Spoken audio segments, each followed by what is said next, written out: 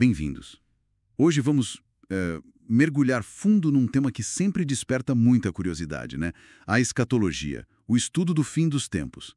Temos aqui um material bem completo que, olha, explora várias interpretações de profecias, eventos futuros. Exatamente. E a nossa missão aqui é tentar tirar o suco disso, sabe?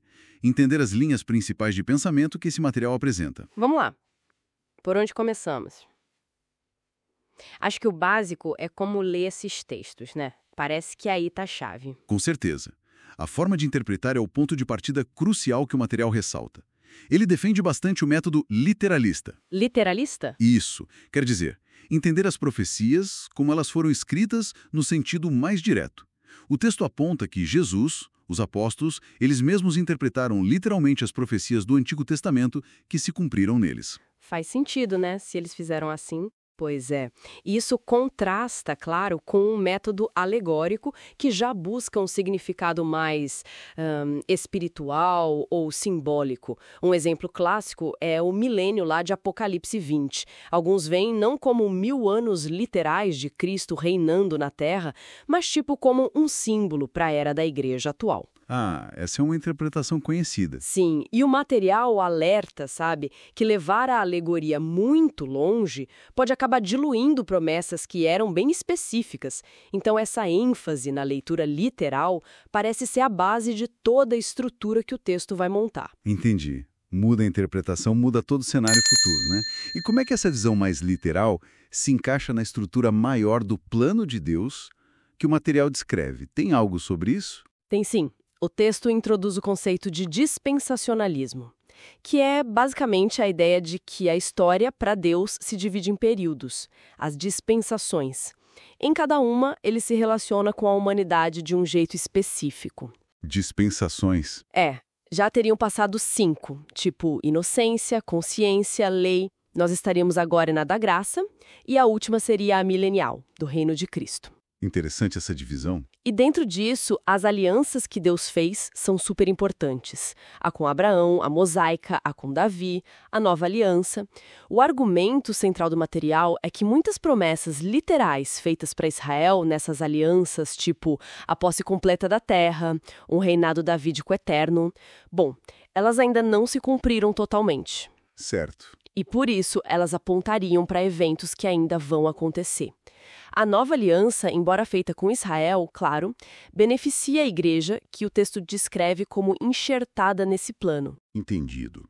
Essa ideia de promessas literais ainda pendentes, isso nos leva direto para os eventos finais, imagino.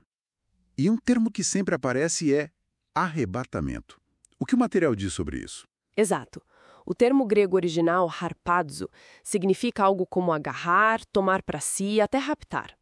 O grande debate, segundo o material, é quando isso aconteceria em relação à grande tripulação. Ah, o quando. Sempre a grande questão. Pois é, o material menciona a visão pós-tribulacionista que diz que acontece depois da tribulação, junto com a volta gloriosa de Cristo. E tem até uma parcial que seria só para alguns crentes mais preparados.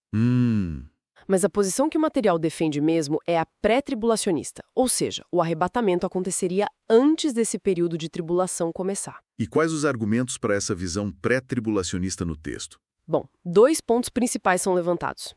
Primeiro, a ideia da iminência. Iminência. É a noção de que o arrebatamento pode acontecer a qualquer momento, sem precisar de sinais específicos antes dele. Seria algo repentino para a igreja.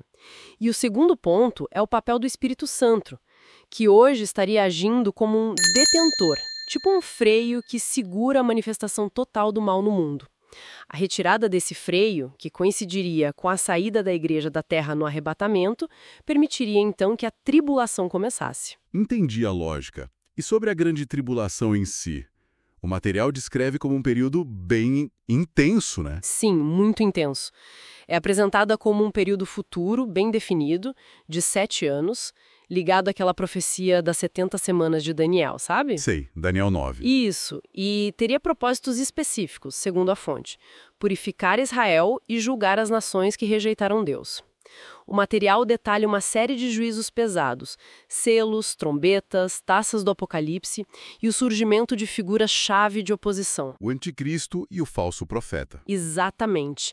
Uma besta que emerge do mar, identificada no texto como um líder político, talvez de um império romano revivido ou uma confederação de nações. E a besta que surge da terra, o falso profeta, possivelmente judeu, que promoveria a adoração à primeira besta com aquela marca famosa, o 666. São figuras bem marcantes no Apocalipse. O material fala de mais alguma coisa específica dentro desse período? Fala sim. Menciona, por exemplo, uma invasão de Israel liderada por uma figura chamada Gog, que o texto associa à região da Rússia, mais ou menos na metade da tribulação. Gog e Magog, de Ezequiel. Isso. E também fala do ministério poderoso de duas testemunhas profetizando em Jerusalém e de um grupo de 144 mil judeus que seriam selados, protegidos por Deus durante esse tempo. Analisa também as duas Babilônias, de Apocalipse 17 e 18, interpretando como sistemas, um religioso e outro político-econômico, ambos corruptos e destinados ao julgamento divino. Muita coisa acontecendo nesses 7 anos. E depois? O que viria após toda essa tribulação? Aí viria a segunda vinda de Cristo, a vinda gloriosa, descrita no material como um evento literal, visível por todos, com Cristo retornando fisicamente ao Monte das Oliveiras. Literalmente no Monte das Oliveiras. Sim, causando até mudanças geográficas, segundo os textos citados, e seria seguida por julgamentos específicos, o julgamento das nações e o de Israel. E esse evento daria início ao milênio. Voltamos ao milênio. A questão central aqui, como você mencionou no início, é se ele é literal ou simbólico, né? Exatamente. O material contrasta as visões. O amilenismo, que vê o reino como espiritual e acontecendo agora, na era da igreja. O pós-milenismo, que acreditava que o mundo melhoraria progressivamente até Cristo voltar. Certo. E o pré-milenismo, que é a visão defendida no texto. Essa visão diz que Cristo retorna antes do milênio, justamente para estabelecer esse reino literal de 1000 anos de paz e justiça aqui na Terra. E por que seria necessário esse reino literal de 1000 anos? O argumento principal no material é que esse período é necessário para cumprir de forma literal aquelas promessas das alianças feitas com Israel, que ainda estão pendentes. Restaurar o propósito original de Deus para a nação e para o mundo. E entendi. Um tempo de cumprimento de promessas. Isso. Seria um tempo de paz, ainda que imposta pela presença de Cristo. De justiça, longevidade aumentada, restauração da natureza.